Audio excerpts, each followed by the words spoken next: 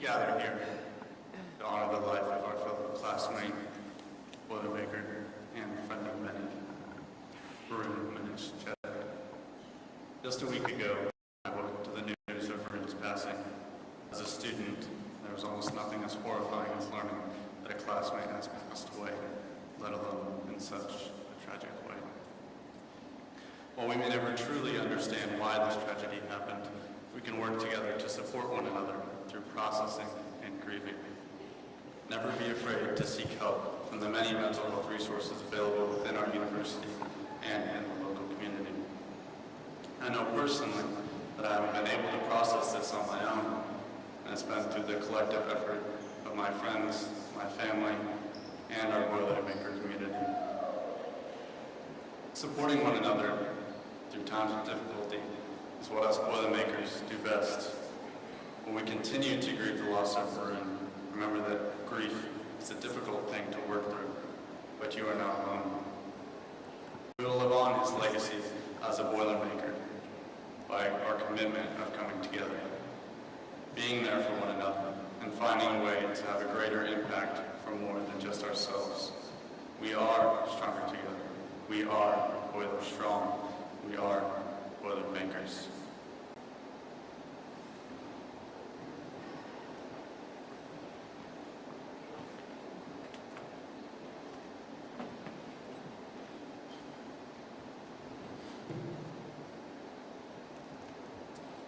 Hello everyone, my name is Ben Kipp. I've done Taekwondo since I was in 5th grade at a school called KTA down in central Indiana. It's been a pretty integral part of my life. It is where I spent most of my Tuesdays and Thursday afternoons growing up, and it's why I still do Taekwondo to this day. And as far back as I can remember, Varun was there. I saw him probably about once a week for that whole time, and that went on 4 years. And so I just wanted to share some memories of that with you guys.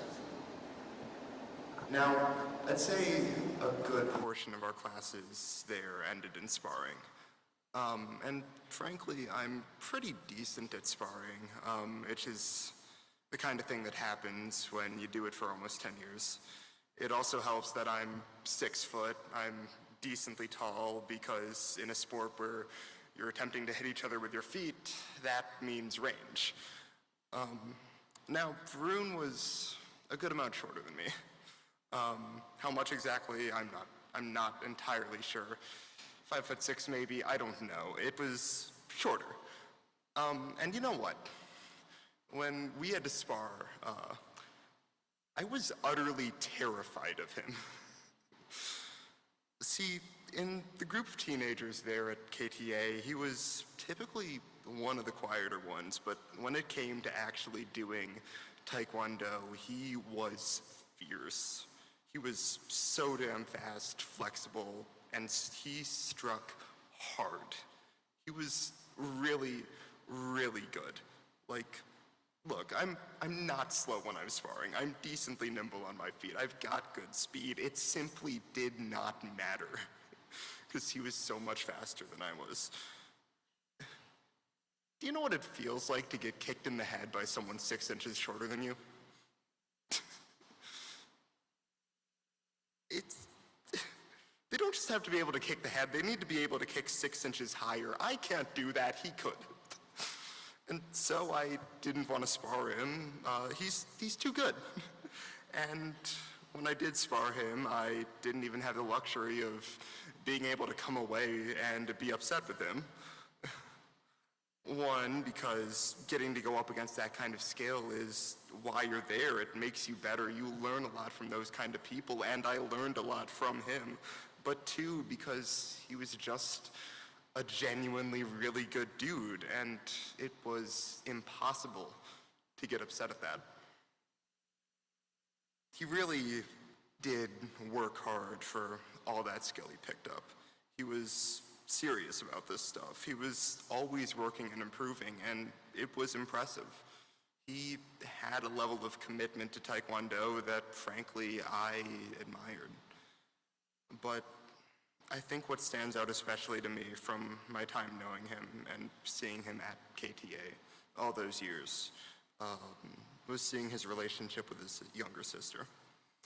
Whenever one of them was there at Taekwondo, typically the other was tagging right along there too. And he was the best teacher and friend there that she could have asked for. And you could see him constantly talking to her, giving her tips to improve, and you could always see them giggling together too, as long as I can remember. That is the Varun I knew. A guy who worked extraordinarily hard to become excellent at what he did. A guy who was always making his sister and everyone around him better, and a guy who was always an authentically good man every day. So, if you want to honor him in his memory, from how I knew him, I would say this. Work hard like he did, love like he did, and sometimes those can speak for themselves.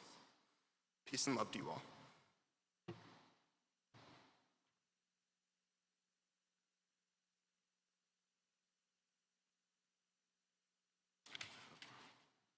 Thank you for coming to the vigil today.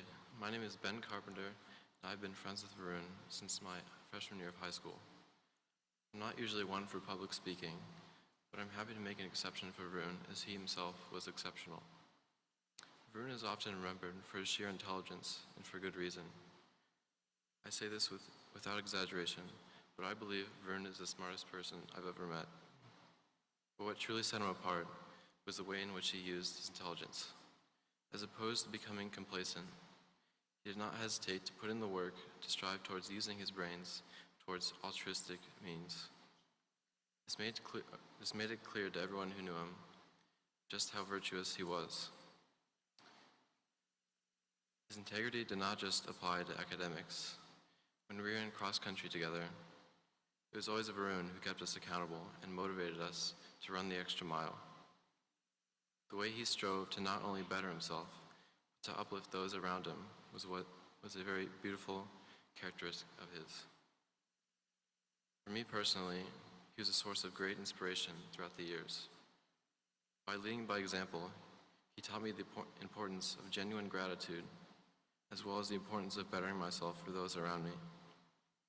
I've been thinking a lot recently about how Varun, my other friend Freddie, and I were working out in the co-rec almost 2 years ago. I mentioned that my hair was getting a bit too long and that I should get it cut. In classic Varun fashion, he proposed the idea that I should actually continue to grow my hair out to later donate to charity. As you can see, I've done that, and I plan to continue to do that to honor and spread the goodwill of my friend.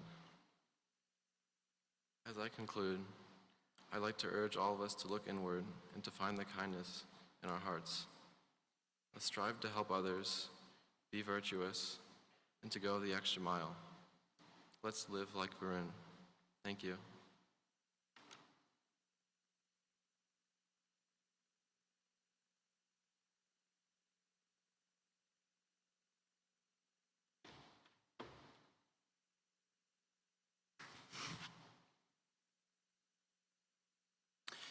It's often observed that grief can bring people together, sometimes entire communities, sometimes entire nations. We think of our own nation after the attacks of 9/11, maybe our British cousins on the passing of Queen Elizabeth. But tragedy has never been required or necessary to bring the Purdue community together. There's a sense of fellowship and mutual support, community on our campus. I see it every day. And I saw it, the nation saw it, when this particular community pulled together in a remarkable way, stay open and keep moving forward during the recent pandemic when so many others didn't even try. But tonight we are brought together with special intensity because of the loss that a family has suffered, and this broader family we call Boilermakers has suffered. Purdue's a big place, bigger than it's ever been. And it's a brute fact of life that bad things happen at places our size, 60,000. We're a city of 60,000, really. I know, as very few people do, about the students we lose every year, 10 to 15 on average. Every one a terrible tragedy. Nothing so tragic as the loss of a young, promising life. But there's no denying that our cause to gather tonight struck us with a very different kind of blow. When the cause of the loss is illness, most often there is a warning, a time to try to prepare. When it's an accident, it's a jar and a jolt and a shock, but we understand that accidents are a part of life. But an act of brutality and violence in a place so peaceful and so safe as this one is just not supposed to happen. And so it struck us all in a very, very deep and profound way.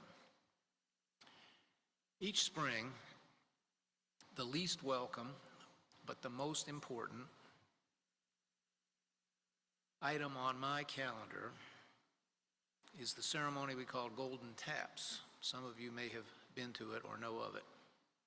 And that is the evening on which we gather to commemorate each student we have lost during the school year about to end. It's a very moving time. At the end of the ceremony, we move outside and a bell is rung as each name is called of those who've departed. And when I hear that bell, I'm always taken immediately to the poet's words, "Ask not for whom the bell tolls, it tolls for thee." When John Donne wrote those words, he preceded them by saying, "I'm a part of humanity, and every person's death diminishes me." We are so diminished tonight in the absence of Varun. And I just want to say to the family, to his friends, and to all those who are here who have come to honor him, whether you knew him well or not, thank you. And to the organizers for bringing us together that we might share in our diminution. I know of no greater joy, certainly not in my life, than parenthood. I've often said that I hope that all our students, whatever else they choose in life, will at some point find themselves in the role of a parent. There's simply no greater fulfillment. But like love in all its forms, the love of a parent comes with risk. And there's no greater fear, I can testify, than the worry that something will happen to one's child. And there can be, I am fortunate not to be able to testify, no greater loss than to have such a thing happen. And so, it takes, in my view, very special character, very special courage for a parent to join us tonight and to say a few words about this remarkable young man who's left us far too soon. And so it is a very special privilege for me to introduce you to and invite to the stage Varun's dad, Dr. Manish Chedda.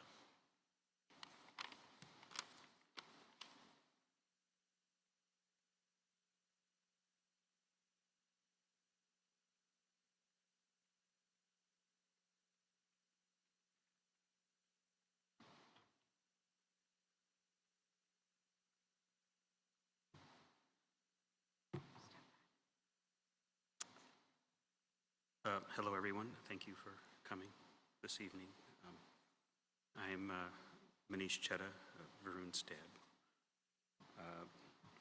Please forgive me if I stumble through this a bit, as this is certainly the most challenging week of my life. Haven't been sleeping too well.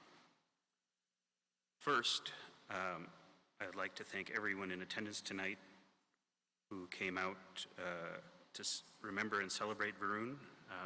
Many of our extended family and friends across the United States and even from India, my in-laws, were able to come urgently on short notice in this time of sorrow this past week. And Seema and I and my daughter Kavya really appreciated that very much. Many of them are here in the front row tonight. There are many others I'd like to thank along Varun's life journey that have come out in force the past week to show their support for us. We were contacted by many individuals, all from when he was very young, the IUPUI Center for Young Children, Sycamore School in Indianapolis, where he attended his primary years, and made many lifelong friends along the way.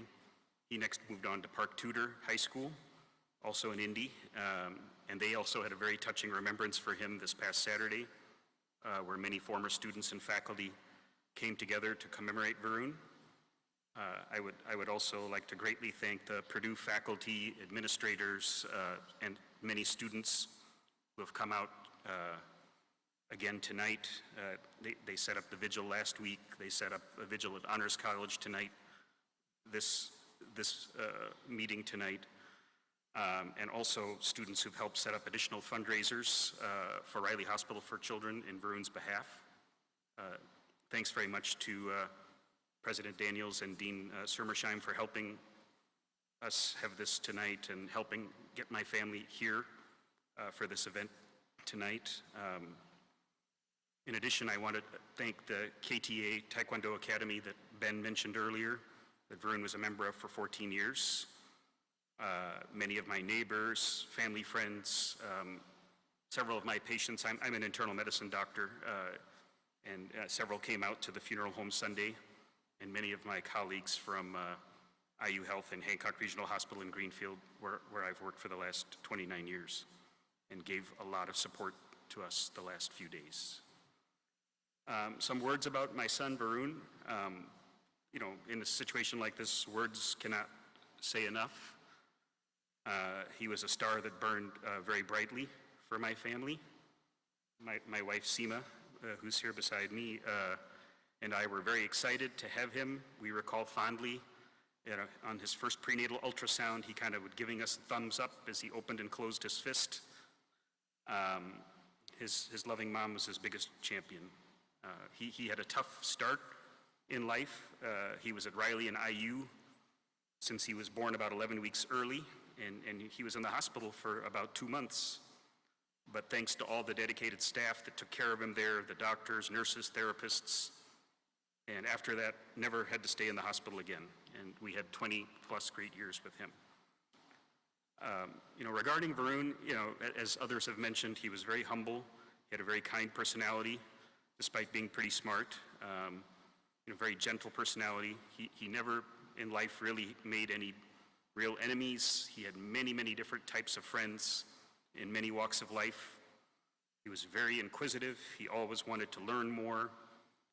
He was a positive influence on many, as you heard earlier, and you can see in his obituary with Dignity Memorial Service. He even made friends online that he never has met physically. in person, and they've contacted me personally this week to thank me for their time with Varun, especially when there was a lot of isolation early in this pandemic.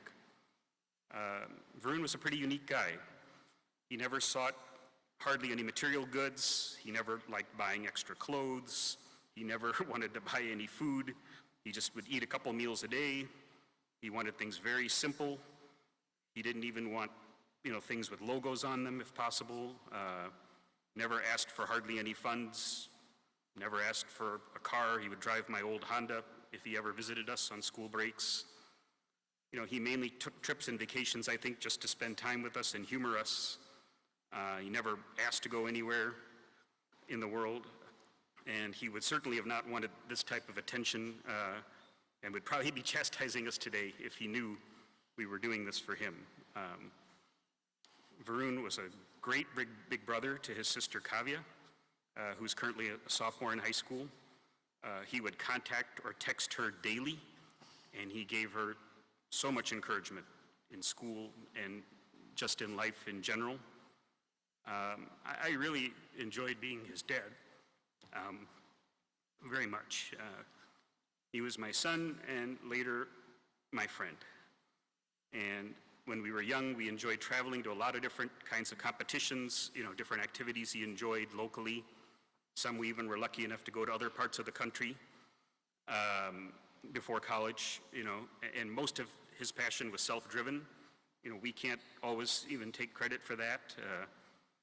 He was a National Merit Scholarship winner. He was a former National Science Bowl runner-up, among other achievements. We went to the tournaments of chess, different science things, chemistry related, math, history, all kinds of things, filled up many weekends over the years, and cross-country meets, taekwondo events. He enjoyed piano early in childhood. He loved card games and board games. He was a great strategist, according to his friends. Varun and I enjoyed talking even college and pro football over the years, went to some good games. Just a few days before he passed, we were talking about the exciting Purdue win over Minnesota. When he was young, he loved the Lord of the Rings movies. As a child, we would rewatch those old DVDs over and over again as a family. It was very difficult finishing high school, starting college during this pandemic, as you know, for many of you. He never got much of a graduation due to COVID. He was not perfect, just like all of us are not perfect, and he had a tough year, 2021, but we thought things were going to be better this year. Varun had a large cadre of friends he enjoyed, online gaming with, maybe a bit too much for my taste, but he loved it. It was his joy. And unfortunately, he was gaming with some close friends, last Wednesday, just after midnight, when we lost him for no sensible reason whatsoever. He had just texted his mom an hour before, told her good night, told her he loved her. And I pray for his friends who were online during that time, and hopefully they can emotionally recover from the experience. Some were here at Purdue, some were at other universities around the US, and they just couldn't get him help in time. It was a tragic and sudden shock for us, of course. I still can't accept it completely. Something like this just shouldn't happen to a student in a college dorm on a school night, just sitting at their desk. Thanks to the members of the local police who drove through the night, arrived at our home before sunrise last Wednesday, and took time in our home to tell us as kindly as possible, professionally as possible, what happened to our precious son. Thanks to everyone who was involved getting him back from Lafayette Coroner's office to the Leopard mortuary near our home that afternoon, so we could see him and touch him, hold him again, run the fingers through his hair one last time, give him a last hug and a kiss goodbye. His blood is my blood, and I'll never forget my son. As long as I live, I will always love him. His spirit will be with me and those who cared with him forever. And Varun, I wish with all my heart I could have helped you more. I would gladly change places with you, as you never deserved this. I feel a lot of pain, and it hurts me pretty badly. You know, I moved him into the dorm at the end of August, and I feel so much guilt since I didn't know anything about this year's roommate who moved in after the previous roommate could not start with Varun. And it's a tragedy for any parent, including my wife, to go through this. We had a very nice service for Varun this Sunday. We met hundreds of people who stood in line for 2-3 hours that just came by, you know, people whose lives he had touched in the past 20 years. We brought his ashes home a couple of days ago, and we're going to disperse them when he should have turned 21, which is the middle of next month. I'm going to have a drink for him that day in his honor, even though Varun didn't like alcohol at all. And my only regrets are he won't have the chance, you know, to finish his degrees, start his career. I think he would have made a big difference in some field. You know, he won't have a chance for his own family. I think he would have made a great dad, a great uncle someday. I regret missing experiences we could have all continued to have with him for years to come. But my only condolence now is Varun's spirit is at peace, and I hope I will see and talk with him again in, you know, our next life, God willing. And everyone, thanks so much for all your support to us, you know, in this very difficult time. You know, as I mentioned at Varun's funeral on Sunday, you know, we, all of us, can be a positive force in humanity to counter these evils that exist and bring so much unneeded suffering and pain in this life. And looking around, you know, at everyone today and reading online, we can see Varun was a really positive influence in his nearly 21 years with us, and that makes me very happy. And we should remember the good he did in his life for this world and the people he touched, rather than this sadness for the last week. And please, you know, never take your loved ones for granted. Cherish each day you're gifted with them.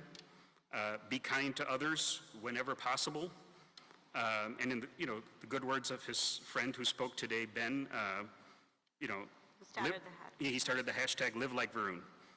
And blessings upon all of you. I hope you all have good ongoing health, ongoing success in your studies and your degrees and your future careers as Boilermakers. And take care and have a good night.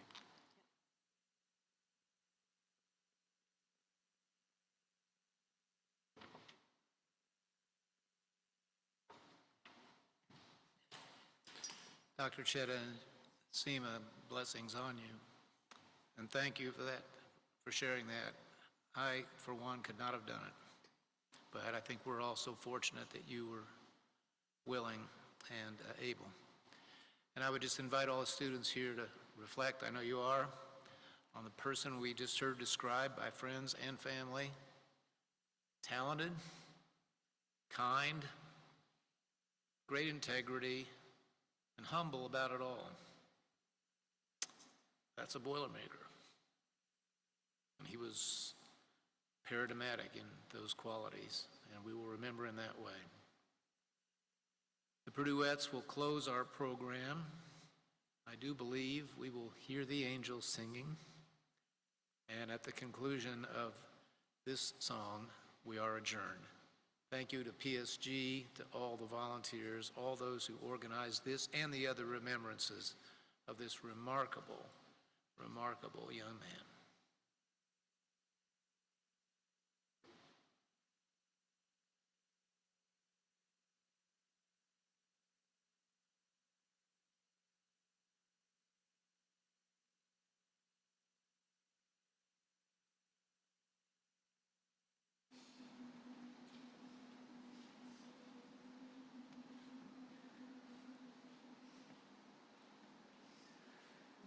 Shall be known